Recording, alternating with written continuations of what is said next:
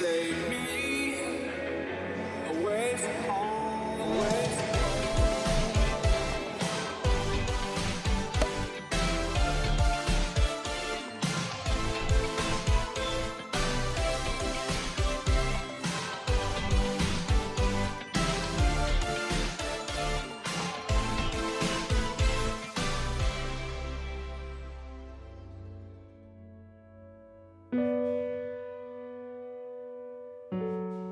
Welcome back. So with the footage we lost still hampering our ability to share our whole Arran adventure, we continued to slowly explore the coastline, taking advantage of some spectacular park-ups before heading to around the halfway point down the west coast. So, where are we off to? That way.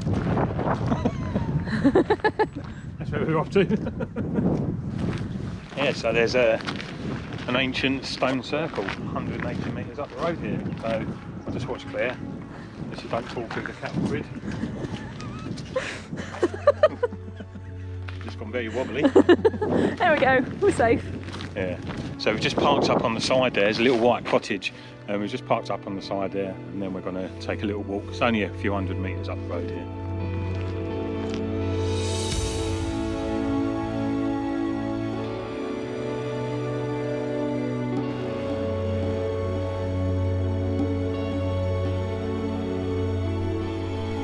Lesser known than the Macquarie Moor in the south, Auchtergallen consists of 13 red sandstone and 2 granite upright stones surrounding what is believed to be a burial mound. Excavated during the Victorian period, there are no available records of what, if anything, was found within the burial cist.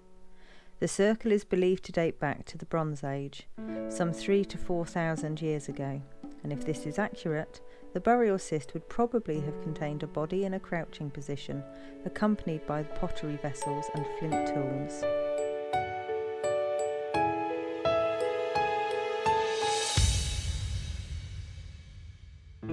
The site is easily reached by foot and has views towards Macquarie Bay.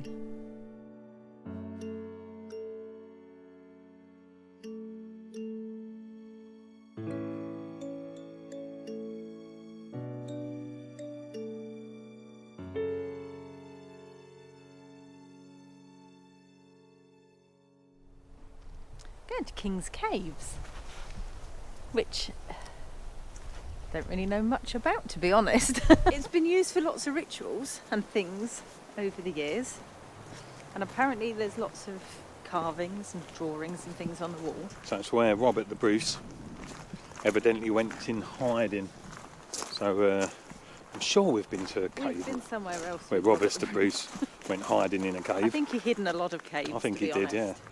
So to get there, you park up in the Forest Car Park, King's Cave Car Park it's called, and there's a forest walk. There's a circuit, so a circular walk, and it's a 3-mile 3-mile walk.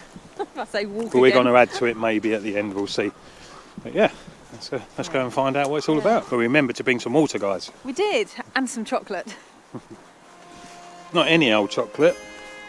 When in Scotland, tunnets.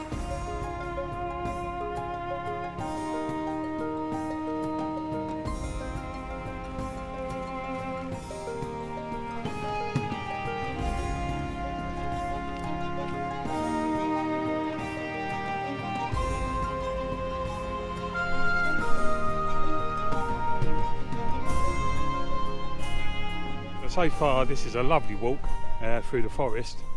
It's all uphill, but it's very moderate.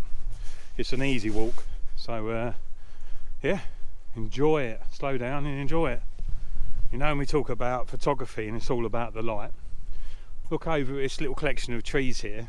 Now if it was in the shadow there'd be nothing, but because there's little bits of light on there, it just looks better. So I'll be honest with you guys,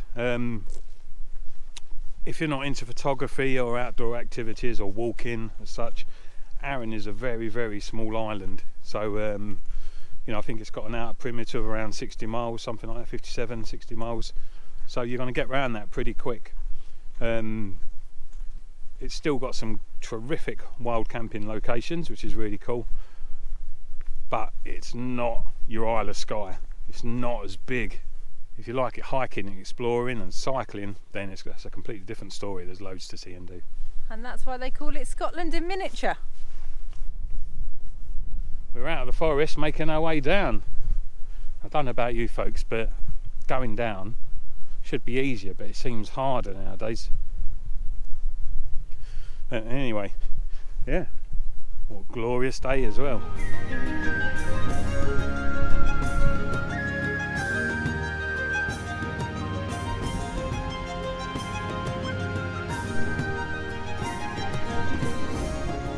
So guys, the last bit of this walk down to King's Cave is a little more slippy underfoot. It's a much smaller path, and if it's raining or if it's just, if it's wet, then I can imagine it could be a little treacherous in places. There's a lot of, well, I'll show Tony. Yeah, so the path does turn into a bit more of a mud trail. So if you come down here, folks, in the summer you'd be absolutely fine. You probably can do it in trainers, to be fair, if it's been dry, but not in the winter. Make sure you've got correct footwear on, a good pair of walking shoes or walking boots.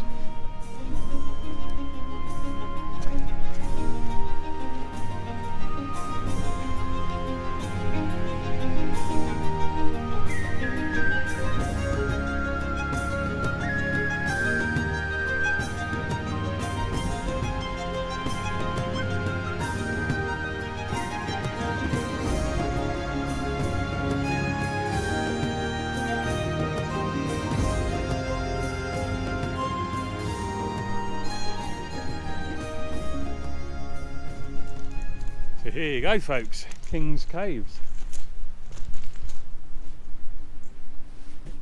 Always makes you think twice when you see the size of the rocks that are strewn across the shoreline here. They came from one place. The roof of that. Yeah.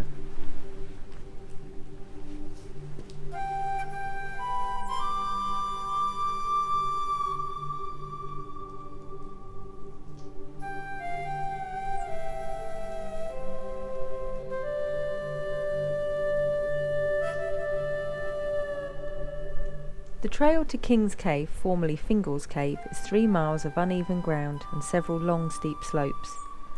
Although unlikely, it is said that Robert the Bruce sheltered here prior to the Battle of Bannockburn. Here he saw a spider and was inspired by its many and ultimately successful attempts at building its web.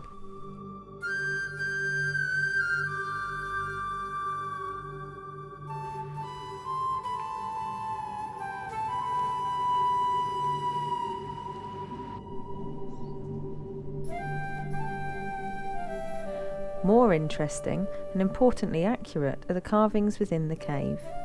The historically interesting ones date back to the Iron Age and early Christian times, and include Ogham, an early form of Gaelic language. The carvings have been added to over the years, with a plethora of other crosses and a few names and dates of visits. As these still dated back a good 100 years, we won't grumble too much. Right down the very end is a cross. There's some carvings here, 18th century, 19th century.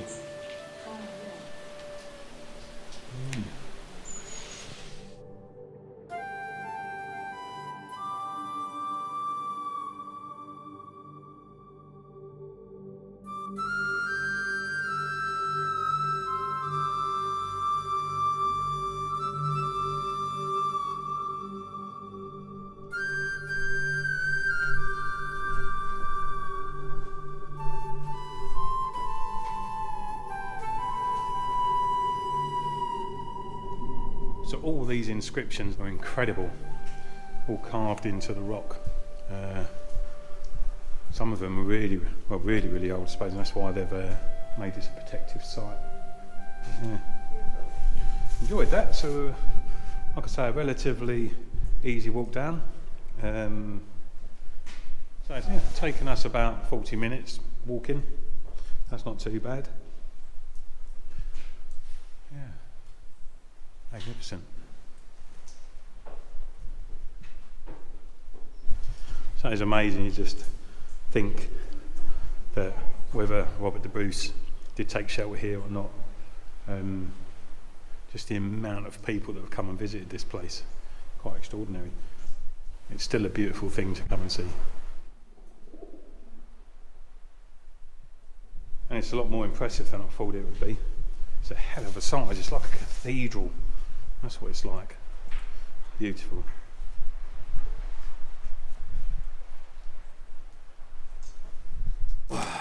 Caves behind, and they're really impressive, to be fair. Really old inscriptions carved into the wall. And now I'm going to sit down.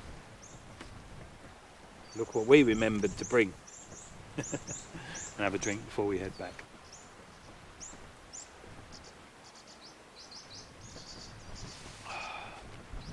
This would be a great location to come in the evening.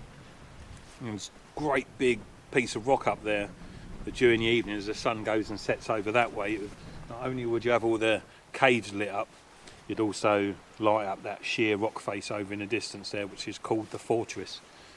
So yeah, something to keep in mind if you're coming out this way. If you come in the afternoon, then you're probably going to get the sun all on this face. There you go. So now for a yomp back to the van and a cup of tea, I think.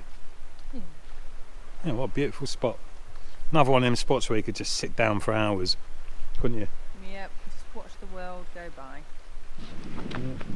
So we've moved on from King's Cave and we're heading out to see if we can find a dinosaur handprint. I'm not sure if Tony's too happy about this one. I think he was looking forward to getting back and having his cheese toasty. I wasn't looking forward to my cheese toasty, I was looking forward to my cup of tea. Not my cheese toasty. Either way, he's not impressed by a dinosaur handprint that I want to find. And it better be a good one. If someone's done a fake one, I won't be happy. So the handprint is somewhere up here. We haven't walked that far really, have we? 10 minutes? Yeah, it's behind you. If you look behind you, you slowly spin it round, you'll see the rock face where the caves are behind in the distance there, over Claire's shoulder. So not too far, yeah, sort of 10 minutes from the caves, following it along towards the Fortress Rock, and you come across this. Let's go and find this. Go and find this bloody dinosaur's footprint. Handprint. It's a handprint. It's. He walks on all fours. Supposed to be a lizard type thing. Apparently it's a handprint. The footprints you have to find when the tide's out on the south coast. So we'll go there later. Yippee! Yippee!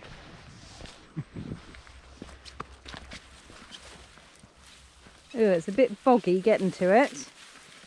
The dinosaur's been walking down here.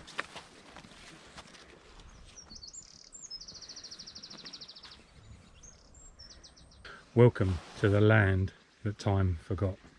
Find yourself in what looks like Jurassic Park. Whee! Looking for dinosaur handprint. Footprints. Handprint. Where are they then? They're not signposted or anything, are they? I reckon. Well, it really is like this. The land that time forgot. I think it's just there. Let's go and have a look.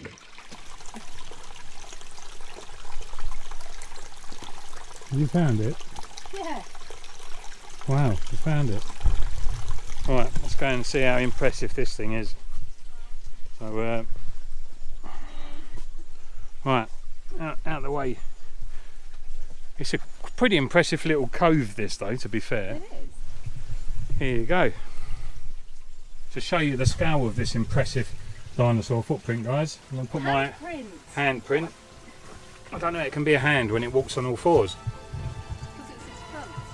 Yeah, it's still called feet. There you go. Ready for this? Jurassic World, eat your heart out. I've got hands the size of dinosaurs. I could have told you that.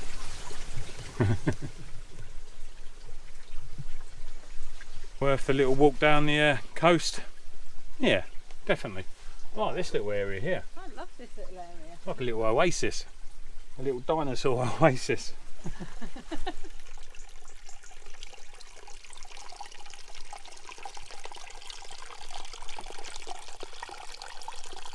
And what amazes me is how do people find them? Who came up here the first time and went, oh look, dinosaur handprints. Yeah. What were they doing? No idea, but next time I get the old concrete mixer going, I'm going to leave some Tony handprints and hide them around the world.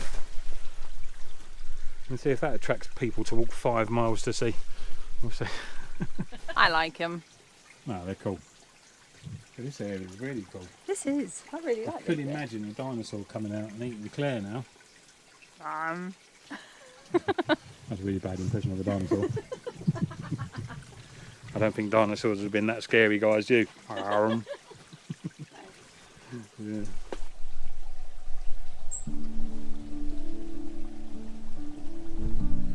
Time for that walk back and cup of tea.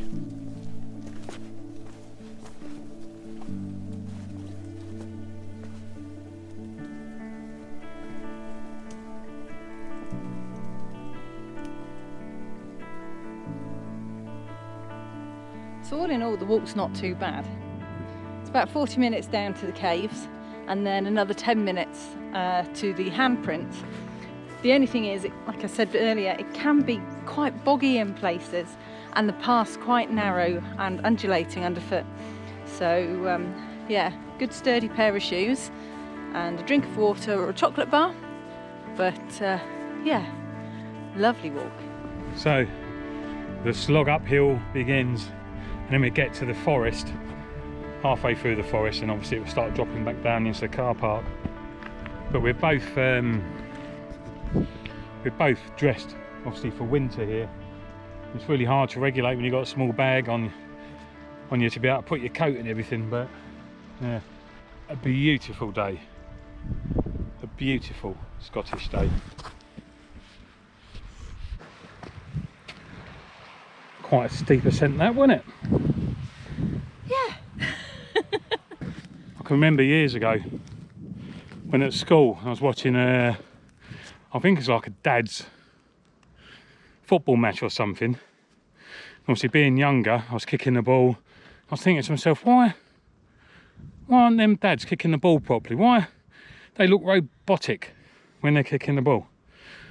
Now I realise that when you grow older, your hamstrings turn to ham rods, and those rods prevent you from actually moving your feet and your legs in any normal fashion, especially when walking uphill. Isn't that right, Claire? I've walked uphill, I'm okay, she says. Come on, old man, with your hand rods. Hand rods. Uphill, uphill, uphill, uphill. Oh, what could possibly go wrong? Go on! Da, da, da, da, da, da, da, da, da.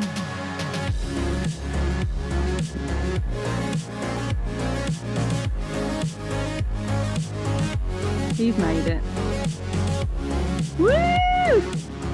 My turn. I will have a leisurely stroll, shall we?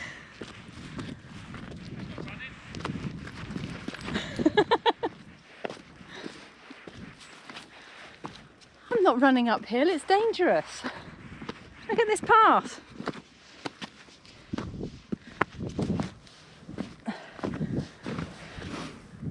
Hi. It's a bit close. There you go, a little bit of exercise. And it's quite extraordinary, it's very windy, how quick you come back up. Unfortunately, not as quick as going down.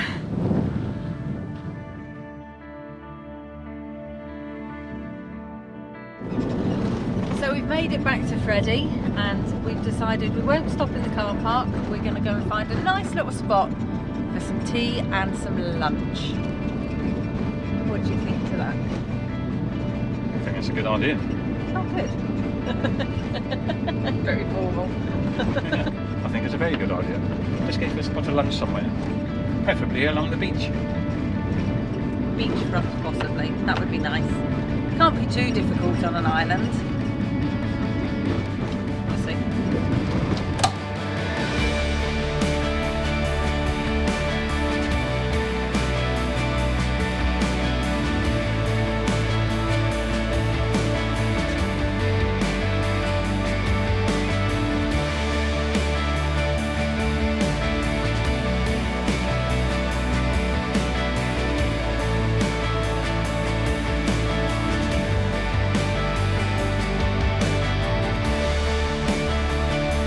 Many thanks for watching. Please leave a thumbs up and a comment.